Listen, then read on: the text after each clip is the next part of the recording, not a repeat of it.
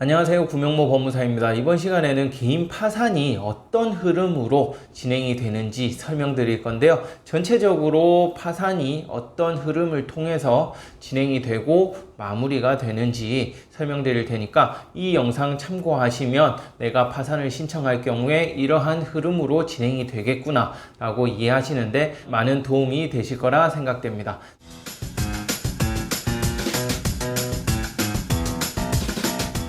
우선 개인 파산을 앞두고 저와 먼저 상담을 하겠죠. 그래서 파산이 제가 가능하다라고 말씀을 드리면 14가지 서류를 준비를 하셔야 됩니다. 제가 서류는 어떤 서류를 준비해야 되는지 바로 앞에 영상에서 제가 자세하게 설명을 드렸거든요. 서류 발급받는데 크게 어려움은 없으시니까 그 서류를 준비하셔서 다시 사무실을 방문하시던지 또는 등기로 서류를 보내주시면 제가 그 서류를 검토해서 파산 신청서를 작성하고 법원에 제출하게 됩니다.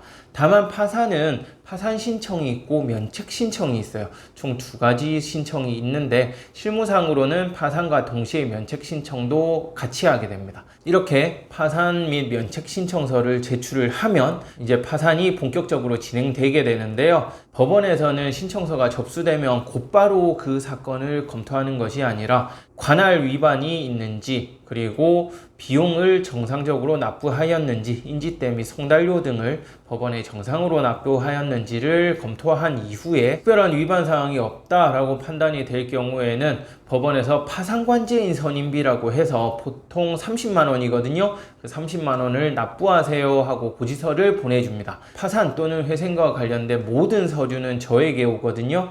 제가 확인을 하고 그 고지서를 고객에게 안내해 주면 고객은 그 파산관제인 선임비를 직접 법원에 납부하든지 또는 제 계좌로 입금을 하시면 제가 납부를 하게 되는데요. 이 파산관제인 선임비가 납부가 되면 실질적으로 파산이 진행된다고 생각하셔야 돼요. 파산관제인 선임비를 납부하고 나면 추후에 파산 선고가 나게 됩니다. 파산 선고가 나면 채권자 집행 및 파산 폐지에 관한 의견 청취 기일을 정하게 됩니다. 그리고 면책 신청도 같이 들어갔다고 했잖아요. 면책 결정에 관한 의견 청취 기일도 같이 잡히는데요. 일반적으로 채권자 집행 기일 하나로 잡아서 이 모든 절차를 진행하게 되어 있어요. 따라서 법원에 가는 날은 채권자 집행 기일 하루라고 보시면 됩니다.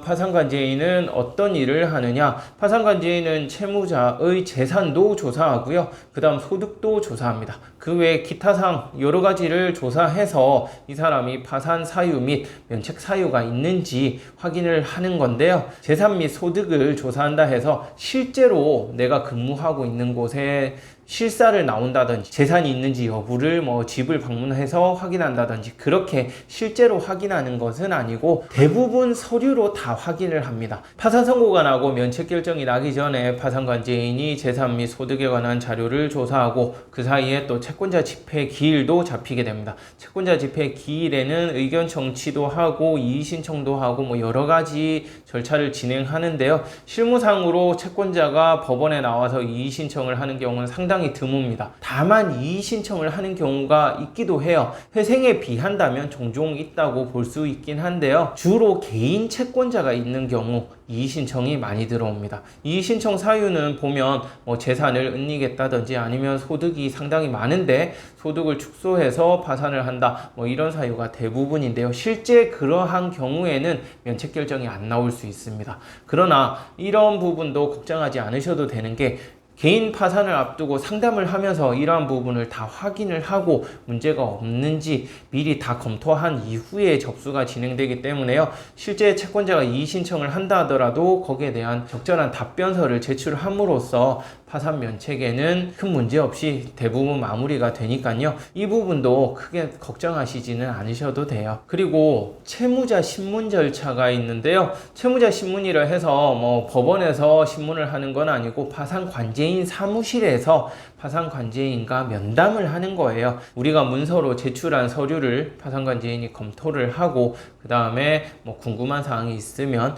문서만으로는 뭐 질문하는데 한계가 있으니까 실제 구두로 질문을 하고 답변을 들으면서 이 사람이 뭐 거짓말하거나 숨기는 것이 있는지 면책 불허가 사유는 없는지 확인을 하는 건데요. 뭐 면담 시간이 길지는 않으니까 이 부분도 크게 부담 가지실 필요는 없으시고, 이러한 채무자 신문기일은 주로 채권자 집회가 있기 훨씬 이전에 먼저 이루어지게 되어 있습니다. 채권자 집회기일이 끝나고 나면 면책 결정을 내리게 되는데요. 다만 채권자 집회기일에 또는 그 이전에 채권자가 이의 신청을 하는 경우에는 채권자 집회가 다시 또 잡힐 수도 있습니다. 채권자 집회 같은 경우에는 1회로 끝나는 경우가 대부분이지만 채권자가 이의 신청을 하는 경우에는 2회 또는 3회, 4회까지도 열릴 수 있고요. 여러 차례 이루어지는 경우도 간혹 있으니까 이 부분 참고하시기 바랍니다. 채권자 집회기일이 무사히 마무리가 되면 면책결정만 남거든요. 이런 면책결정은 책결정문을 저희 사무실로 보내주니까 제가 확인을 하고 면책결정이 나왔습니다 라고 알려드리면 파산에 관한 모든 절차는 끝나게 됩니다. 회생에 비해서 파산 절차는 상당히 기간이 짧은 편이에요. 회생은 짧게는 3년, 길게는 5년간 진행이 되고 변제금을 다 납부해야 면책결정을 받을 수 있는 반면에 파산 같은 경우에는 보통 1년 이내에 면책결정까지 다 이루어지기 때문에 회생에 비하면 상당히 기간이 짧죠. 다만 파산은 회생보다 조건이 좀 더 까다롭습니다. 내가 파산을 해야 될 것인가 회생을 해야 될 것인가는 스스로 결정하기는 상당히 어려우세요. 그러니까 꼭 전문가와 상담을 통해서 파산을 하는 게 나을지 회생을 하는 게 나을지 또는 개인 워크아웃을 하는 게 나을 수도 있거든요. 이 부분은 상담을 통해서 최종적으로 결정하시면 되겠습니다. 이상 구명모 법무사였습니다. 감사합니다.